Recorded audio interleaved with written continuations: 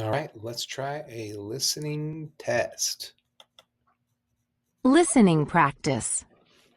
Look at the big picture. The big picture shows students and their teacher outdoors on a field trip. So as soon as that blue arrow goes, that makes me know that I need to move on. Number 1. Wow, look at these nice flowers. Which picture shows a flower? So make sure when you're in this listening section, your headphones are working properly. If they're not, raise your hand for your teacher, because if you can't hear what they say, then you're going to have a hard time answering these questions, because the teacher can always come over and pause the test and resume it. Number 1. The question. Wow, look at these nice flowers. Which picture shows a flower? All right. I think it's this one. So I pick on the circle. Thumbs up if you agree. Yes, that was an excellent answer. That's correct. Number 2. Look, I see some birds. Oh yeah, some birds are in the tree. What are the student and teacher talking about? Click on the box that shows this. So what did they just talk about? Was it this squirrel, these flowers, or these birds? And if you're not paying attention, you may click on the wrong thing. But listening is pretty simple. Just click on the right answer. Thumbs up if you agree with that one. Nailed it. Today was fun. I'm glad you had a good time. What was your favorite part of the day? My favorite part of the day was when I saw a squirrel on a big rock. Where did the girl see a squirrel? Move the squirrel there. All right, so we have to drag this squirrel to where she said she saw him. So I'm going to put him up here. What do you think of that answer? Thumbs up, thumbs down? No good. Yeah, that's right. It's wrong. So she said it was on a rock. So if you want to change your answer, you just simply drag the squirrel, put him in the right place. Thumbs up, thumbs down? Thumbs up, dude. That was great.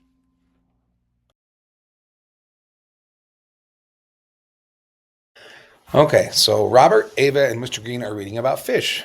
Number 1, what are they reading about? Well, that's pretty easy. We go back to the text and we see right there that they're reading about fish. So we click the correct answer. Is that it? Thumbs up, thumbs down?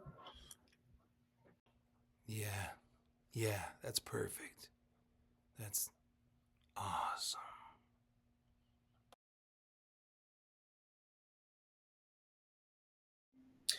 All right. Speaking, this is one you need to pay close attention to because there's a lot of things that are important to realize about this.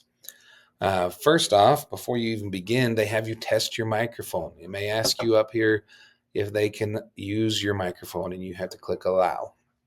Then it'll come to this screen, and you check if your microphone is working. So you click record. But first it says select record, count out loud until the bar is full. Should fill all 3 stars. Okay. So here we go. So we click record. We count out loud. 1, 2, 3, 4, 5, 6, 7, 8, 9, 10. And then it'll stop once that bar is full. And then you listen. You click this button to listen. If nothing plays, then you have to do it again. Raise your hand if it doesn't, because that may be a problem with your headphones and microphone. So let's see if it worked. We click record. We count out loud. 1, 2, 3, 4, 5, 6, 7, 8, 9, 10. Boom. And we say, moving on with the speaking practice, this little girl is going to kind of give it an example of how to answer the questions, and then we're going to show you how to do it. So here we go. During the test, you will see pictures and words on the screen. I will tell you about the pictures and ask you and Nina questions. Remember, use Nina's answer As an example, this picture shows students going to school. Nina, what are two things you see in this picture? Windows and a flag. Now it's your turn. Think about your answer. Then click Record. What other things do you see in this picture? Okay, so you'll go down here to record, but you want to think about what you're going to say first. Okay, what other things do I see in this picture? So let me give you a few examples of how to answer this question. So I'd go down here to record, and I would say, I see some kids walking to school and a bike parked in a bike rack. I could give more, but I don't have to because, and you can see this red mark here. It's telling me, oh, my time's almost up. So when I'm done, I just push stop. So I could give more, but it only asks for two things. But I want to write in complete sentences. All right. I don't want to. So here's a bad example of one. So it says, what other things do you see in this picture? I could say, sidewalk. That would be bad. Right? That's only one thing. And you don't want to mumble. You want to speak clearly, where you say, I see a sidewalk and I see a bus parked in front of the school. You want to use good sentences, not just saying words or mumbling or whispering. Now, let's practice more. Let's talk about how you get to school in the morning.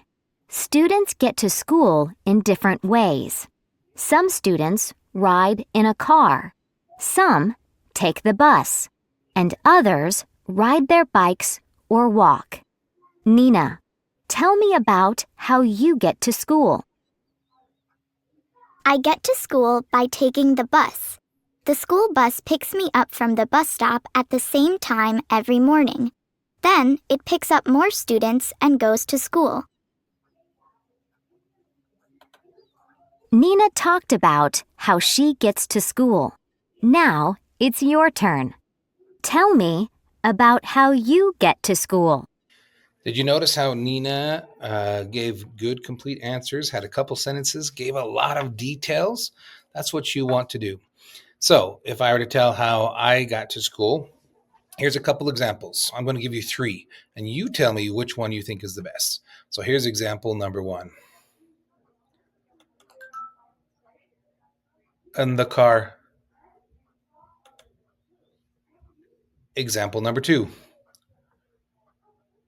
I ride in the car with my mom, and she brings me to school on the road, and she drops me off at the front door, and where I meet my friends.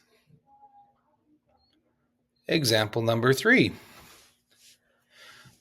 I the car she takes, and I like the school. All right, which one do you think though is the best? One, two, or three? Yes, two has the most detailed answer, is in complete sentences, and it's not just a word or two. Yeah, that was great.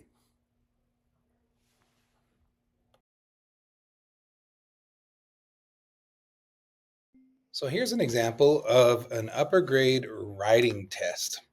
So it will give you a picture, describe what the picture is. The picture shows a classroom. And then you have to answer the question right up here. What is happening in the picture? Write one sentence.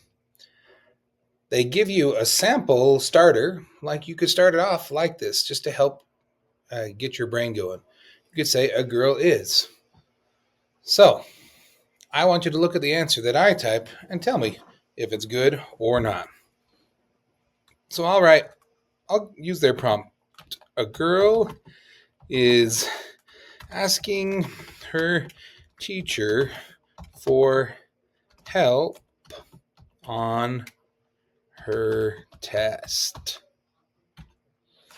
We want to begin with a capital, end with a period, and use a complete sentence. Thumbs up if you think that's a good answer. Thumbs down if you think it's not.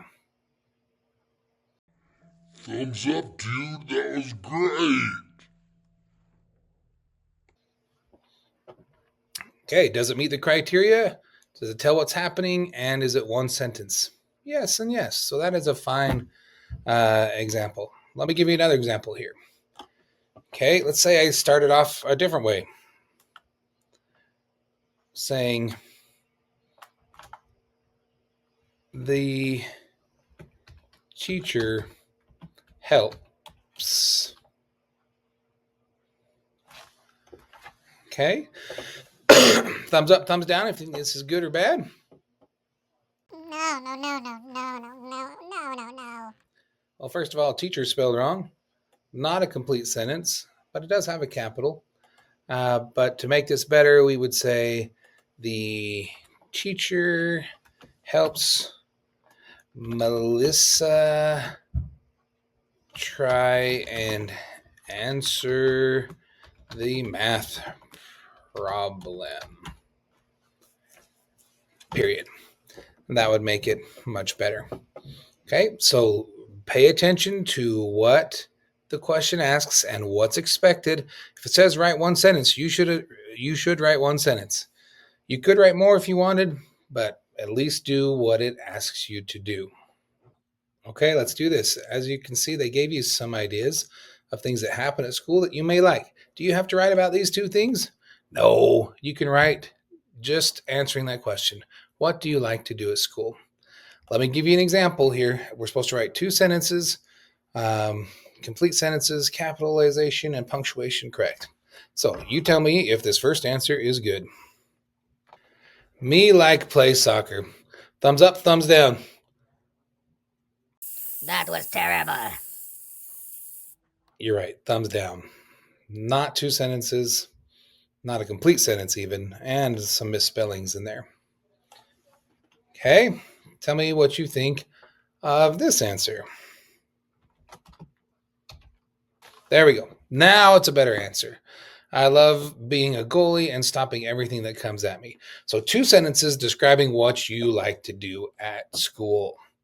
Make sure you're following the instructions. There's tools to help you. You could write about these things or write about something totally different as long as you're answering that question. The key is adding details. Okay, be descriptive. Don't just say, I like playing soccer, it's fun. Okay, those are two sentences, but they're pretty lame sentences. So try and make your sentences very descriptive and exciting, that are fun to read.